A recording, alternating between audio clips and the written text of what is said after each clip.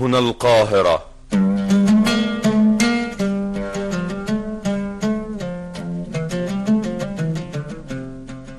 حروف الكلام.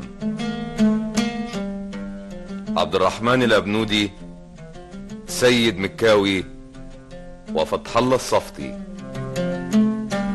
علمتيني الحرف، علمتيني حروف الجر، وعلمتيني حروف العطف، وعلمتيني الحب، وعلمتيني العطف.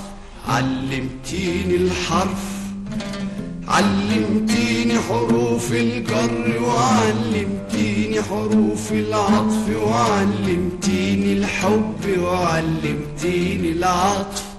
علمتيني ما خافش واكون قدام الصف، علمتيني حاجات حلاوتها تفوق الحصر.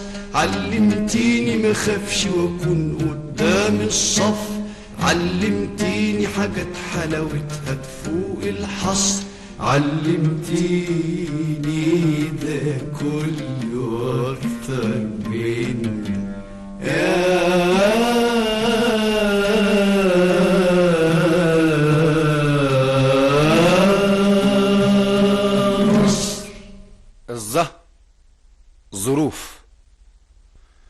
ظروف الحياة بتشكل الإنسان، كما ظروف الطبيعة بتمنحه شكله، لونه، طباعه.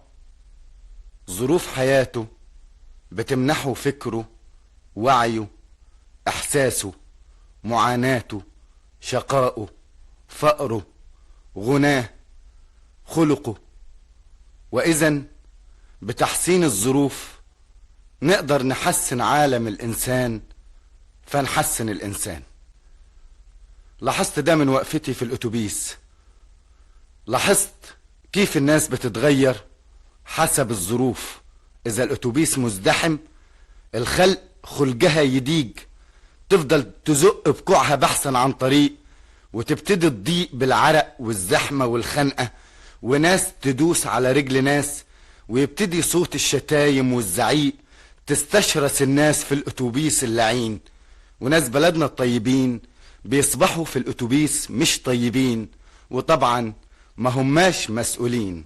مش مسؤولين لأن بقى لاحظ كمان لما يكون الأتوبيس فاضي والناس هادية وجالسين بأنهم مؤدبين ومليانين حب وسلام، بيفكروا في البيت وضحكة الولاد والهدمة للأعياد، وكأنهم مش هم دوكهم اللي كانوا في الزحام. ادي ظرف وادي ظرف، وتشكلوا الناس البساط حسبا لنوع الظرف ده والظرف ده، وهكذا.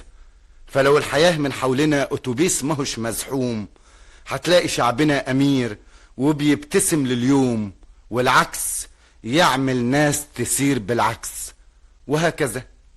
فالطفل في فيتنام من طول ما بتحصروا الحكاية المؤلمة والنار حواليه في المزارع والسماء، من طول ما طالح في اللهيب والدم ولسنة النيران، تلاقيه بيطلع للوجود بمعنى للإنسان غير اللي عند الطفل مثلا في اليابان.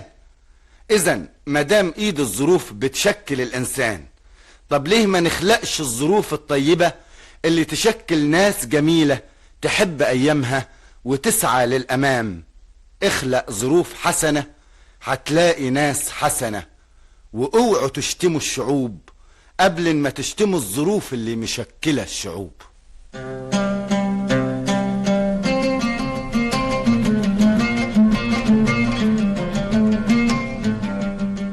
حروف الكلام، غدا حلقة جديدة. فتح الله الصفتي.